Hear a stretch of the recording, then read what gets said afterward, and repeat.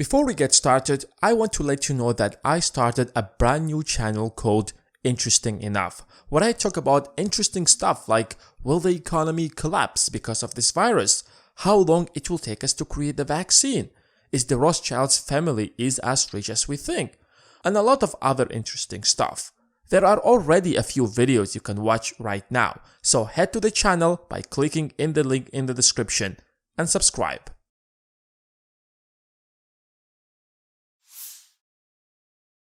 The pandemic seems to have struck everyone, from simple employees to world's wealthiest people.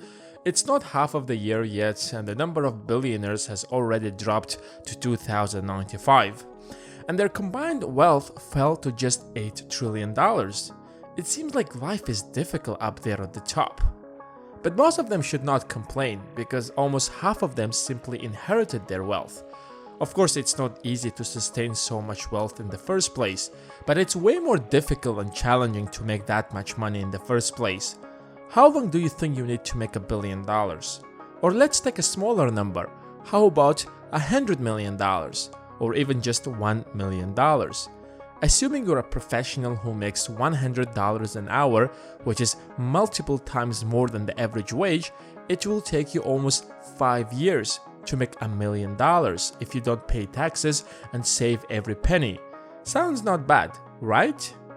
But to make $1 billion, you need almost 5,000 years. If you want to compete with likes of Bezos or Gates, you need to work for 480,769 years at least, but you probably won't even live for more than 100 years. So what does it take to get rich?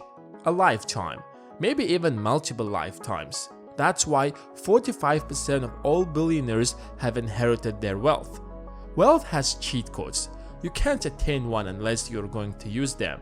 Even if you manage to earn $1,000 an hour, the only way to building wealth is to understand the system and take advantage out of it. Wealth is making money while you're sleeping. Don't aim to make 6 figures. Aim to make 6 figures while you're sleeping. We associate wealth with yachts, supercars, and jets. Supercars might be in a reasonable range, but flying private or owning a yacht is so expensive that even most millionaires can't afford them. Private jets usually cost tens of millions of dollars. On top of that, it takes another few $1 million for maintenance every single year. You can't be spending every penny you earn on that private jet. You still need a shelter over your head and bread on the table. So you have to earn tens of millions of dollars a year to afford a private jet or a yacht. Even those who are making so much money are using private jet membership at best. Because again, private jets are so expensive that even millionaires can't afford them. But yachts even more. Those super yachts you see on the screen of your smartphone are beyond what even billionaires can afford, since their price tag goes beyond hundreds of millions of dollars to several billions. A luxury life might seem attractive, but attaining wealth can break you. Being mentally strong enough to handle so much stress isn't easy. After a long day, you can come back home and chill while you're watching Netflix. But the CEO of your company that drives Bentley can't afford that. He has no such thing leaving work at work. Imagine having dinner with your spouse and then having 100 other things on your mind that you haven't finished yet. Whether you go to bed at 1 or 2 a.m., the alarm will go sharp off at 6 a.m. every single day, even on Saturdays and Sundays, and you can't afford to hit that snooze button. There is no such thing, I don't want to do this or I can't do this.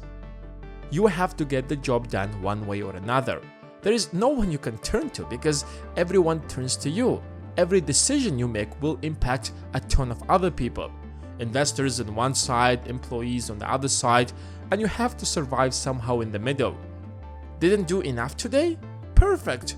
Now you have 200 things to do tomorrow. Vacation? The very concept of a vacation or even weekends is erased from your memory. What are you going to delegate? What you don't? Where is your focus? Is the budget accurate? Is cash flow in balance? How is the team feeling? Is morale high or low? Where do you place your next bet? Your chief engineer wants to leave the company. Can you stop him? If not, have you already found a replacement? An endless number of decisions are lying on your desk waiting for you, from planning to everything else, and most importantly, you are responsible for each of them going wrong. The moment you shift your focus to HR only, that moment your product suffers and your lead engineers start quitting, or vice versa. The moment you drive to the office with a Ferrari, the entire culture of the company turns upside down. The rest of the team will start blowing the company's budget as if there is no tomorrow. You made it look possible. The company is making money. Let's all have fun. You are responsible for their actions. The entire company will take an example of you. So you have to set the bar high enough to create a culture that leads the company in the right direction.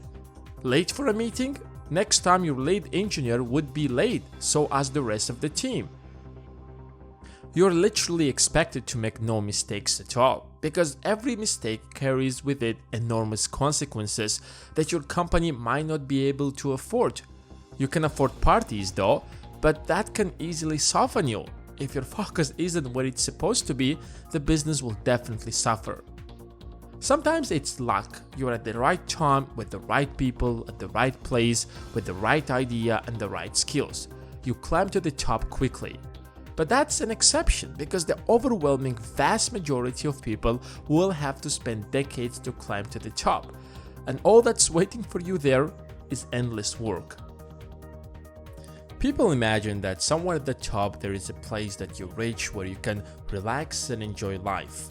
And they would sacrifice their mental and even physical health to achieve it. Fortunately or unfortunately, there isn't. That's why a wise man once said, "Stop hoping for a completion of anything in life. Life is a flow. It stops when you get buried 6 feet down the ground. Till then, it's a challenge that you take every single day." When you're in school, you want to get to college. When you get to college, you realize that life isn't as glamorous in college as you imagined. So you wait to graduate and get a proper job. When you get a job, you realize that you need to get a better job to enjoy the pleasures life has to offer. And as you keep climbing the ranks, you keep imagining that your next step is going to be your final destination. Little do you know that time isn't waiting for you. At some point, you will question yourself. What's next? Why am I hustling so much? Especially when you solve all the problems that money can solve. It takes a universe of discipline and willpower to keep doing what you're doing. Such thoughts lead to depression and can even break you. Chasing money isn't really a great purpose.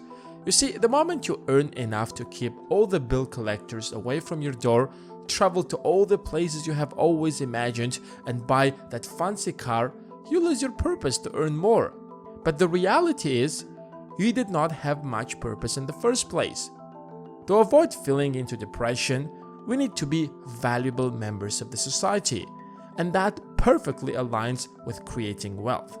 I don't have to lecture you on the fact that the more value you bring to the society, the more money you would probably be making, and eventually more wealth you will be able to build. Every morning you wake up, the goal should be taking the best out of the day, doing your best to move one tiny step higher. At the end of the day, what is success? Nothing but many small good decisions are taken over a long period of time. It doesn't matter what path you have chosen to get rich. If you focus on doing your best every single day, you will get closer to that goal. Eventually, those small little achievements that mean nothing in the short run will turn into one big giant leap. Don't focus on the long run. You might not live to see it. Focus just on today, on how much you can get done today. This simple habit will have the greatest impact on your results. I hope you guys have enjoyed this video. Make sure to give this video a thumbs up and leave a comment because that will really help the channel. And of course, hit the subscribe button and the bell besides it if you're new around here. Thanks for watching and until next time.